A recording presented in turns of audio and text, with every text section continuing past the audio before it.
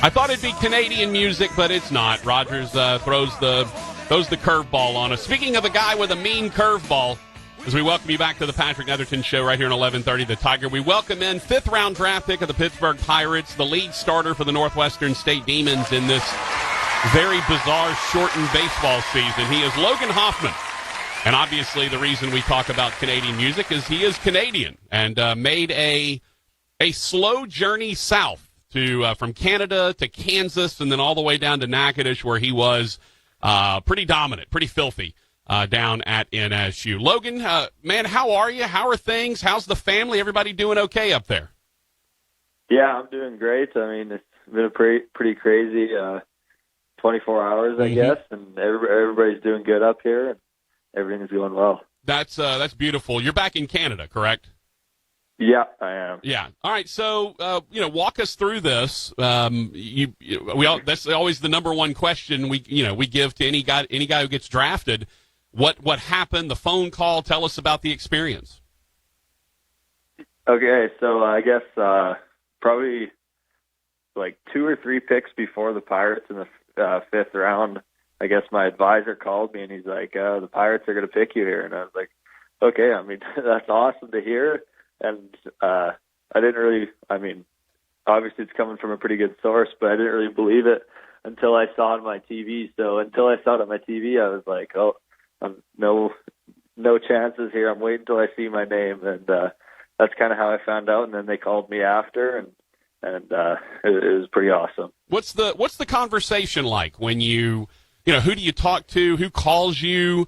What do you talk about when the Pirates organization reaches out after they've selected you?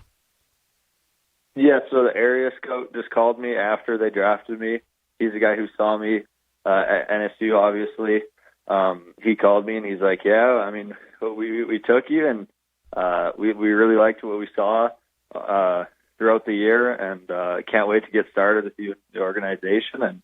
And that's kind of how it went, I guess. I mean, I'm really excited to get going with them and grateful to get the opportunity. I just want to tell you that I'm very pleased that you dropped 2 very real Canadianisms on us in that one sentence. You hit us with scout and you hit us with organization. And I just want to applaud you for that, because that's the realest of Canada you're ever going to get. So thank you for that, Logan. I really do appreciate it. Yeah, no problem. I don't even notice I'm doing it anymore. Yeah. I've been home for so long. So that actually brings me to a point, and that is when you go to Kansas, and Kansas is Midwest, and it's there's kind of a different vibe there. But then you get into Natchitoches and into Louisiana, and it becomes a lot different. Natchitoches has still enough of that Cajun flavor that you're going to get the accent from time to time from various people. What's that like as a Canadian ending up in the middle of Louisiana? It was like moving to a totally different world for me. I mean, going to Kansas was it was a little different than Saskatchewan, I guess, but I still had 15 other Canadians on my team there, so it didn't really feel like I left home too much. But moving to Louisiana this fall, it was a totally different experience for me, especially with guys on our team only being from Texas, Louisiana, and Mississippi. So it was a lot different, but everybody was very welcoming down there, and the people there are great. But I guess a couple things that were totally different to me. I think the first month of school down there, every class I walked to, I had sweat dripping down my back, and I was just walking, and I couldn't understand anybody for the first month I was there just because of the accents. But eventually I got used to it, and everybody there was welcoming, and I loved it there. One of the things that always happens when a guy with a very noticeable accent goes to another place that has a very noticeable accent, you sort of adapt a little bit of it. You take on a little bit of it. You go back home, and people are like, "Oh, you sound completely different." Did you get any of that when you went back to Canada? Like, "Oh, you've clearly adapted some of this redneck accent going on"? A little bit, I'd say. I guess my friends and family said, I guess a couple words. I had a little bit of a southern drawl on them, but I mean, I don't really notice it. I guess being around the teammates, coaches, and people down there, but anywhere I go, I guess I have a different accent, so it's pretty funny. The universal language though is getting guys out, not giving up runs, and you were amazing at that. Didn't give up an earned run all year long, had an incredible strikeout to walk ratio. But it's interesting because we're in a day and age right now, Logan, and you know this better than anyone, where Major League Baseball seems very specific to heights and weights and velocity and all of this stuff, and you're somewhat of an anomaly in that regard. You're not a big guy. You don't throw 97, 98. You just pound the strike zone and you get guys out. Were you somewhat surprised that you were getting the kind of reaction you were getting because you don't fit what Major League Baseball seems to have as the norm, especially for right-handers these days? I think, obviously the big prototypical right-hander, 6'4", lanky, that kind of thing, that's obviously still very evident in the game today, but a couple people I've talked to actually, just because now baseball is so data-driven and based on numbers, so you can see everything on spin rates, vertical break, horizontal break, I guess.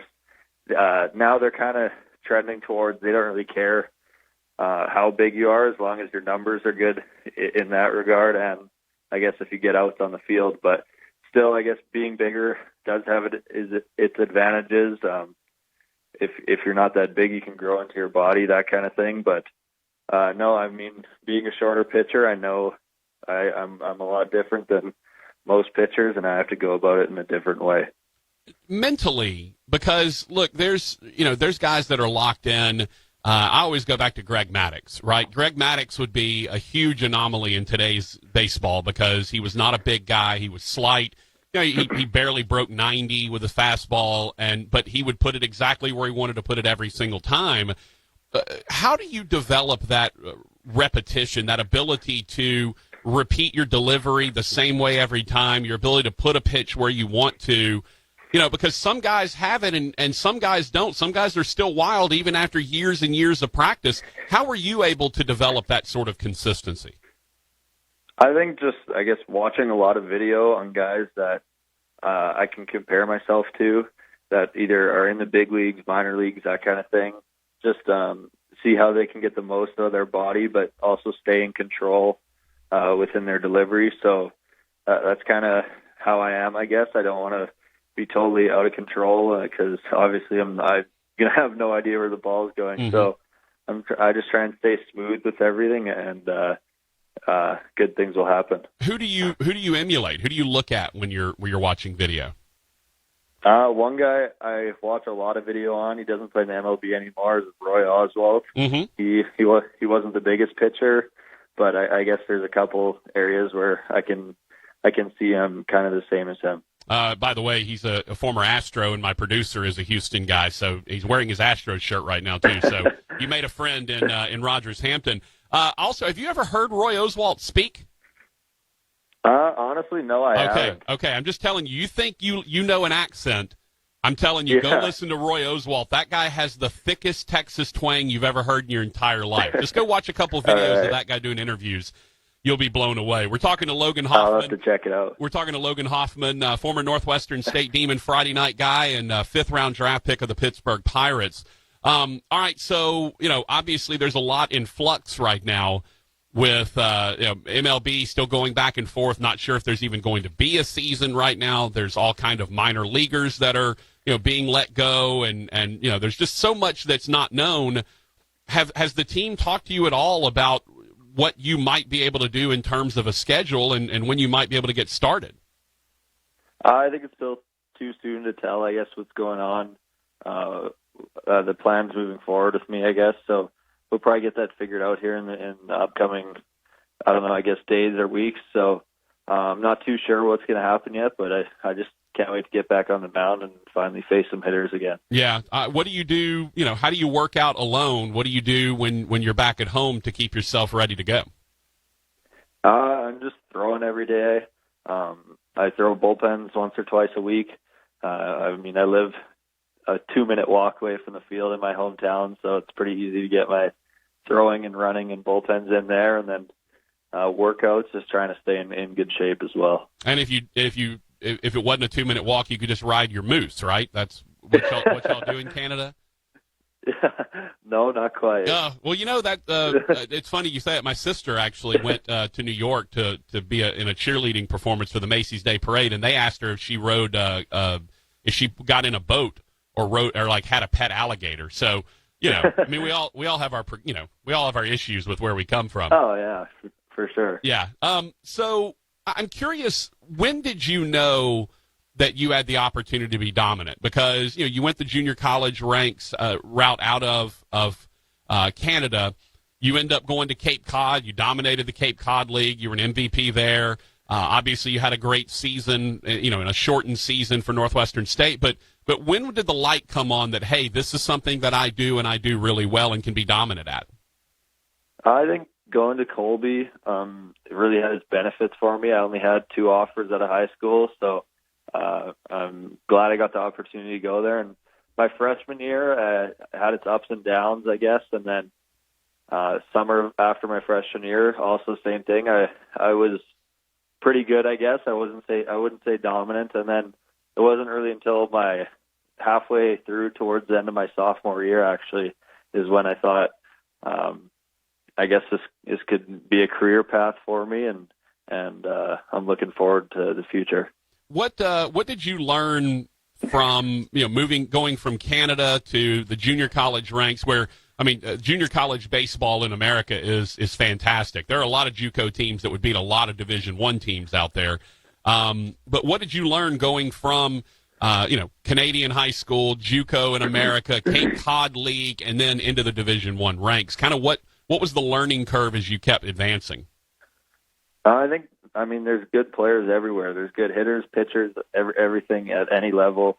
It's just who gets the most exposure, that kind of thing, who puts up good numbers. So Colby, Kansas Junior College is a pretty offensive conference. Mm-hmm. My freshman year, I led the country in home runs allowed. So that wasn't a good stat to lead the country in. But I think going from there, I just had to learn different ways to get guys out because I didn't want to give up a lot of fly balls there. Otherwise, they're going to blow out. So, but I guess second year at Colby, Cape Cod, that kind of thing, is when I started to feel really good.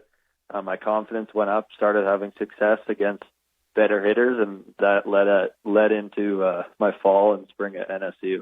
It is, Bobby Barba, your head coach, and I talk, and I called his games when he played back in 04, 05, back in that time. But we talk a lot about confidence and how important that is, and how baseball is such a mental game. You mentioned your confidence level goes up. How important is that mentality of going out there that, hey, maybe I put a couple of guys on, but the next guy I'm going to get out? What's that confidence level have to be like for you to go out and play and perform well? It's huge. Like once you get on a roll, I guess, get going, start getting outs. It's kind of a weird feeling, I guess. You just you feel like nobody can touch you and that kind of thing. But confidence is huge in the game of baseball.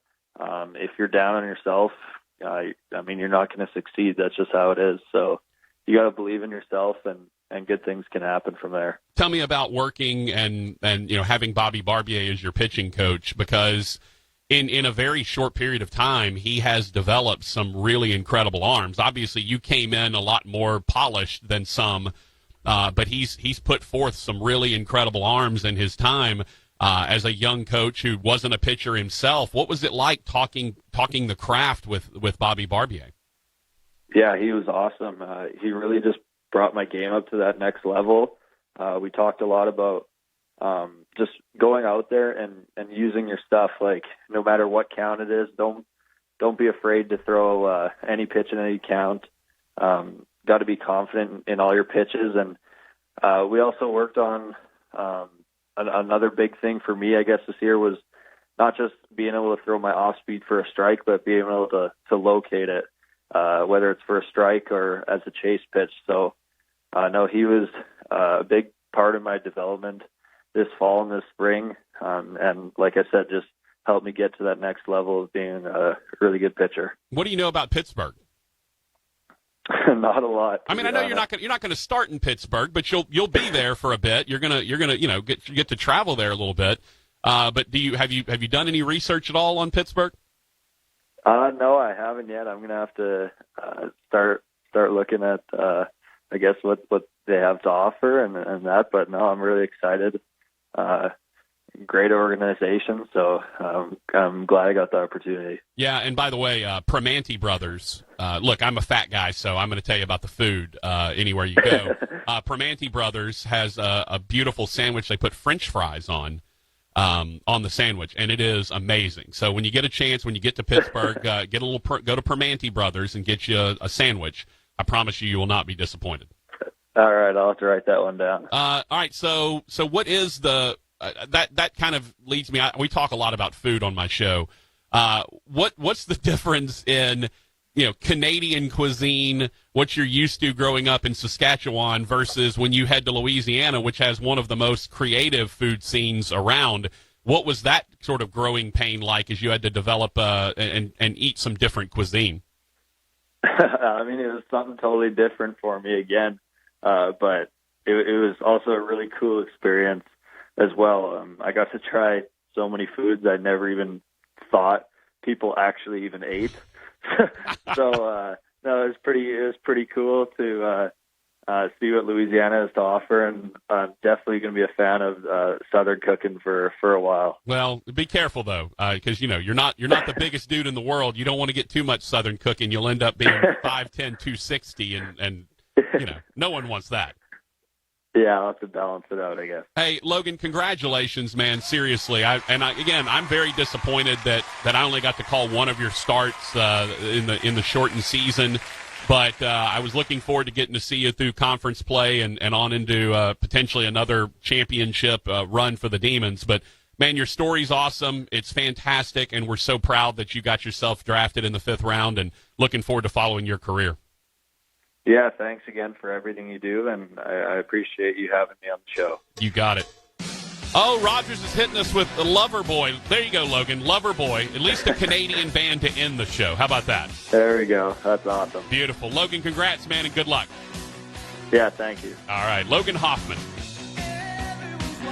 pitcher for the Northwestern State Demons, and now 5th round draft pick of the Pittsburgh Pirates.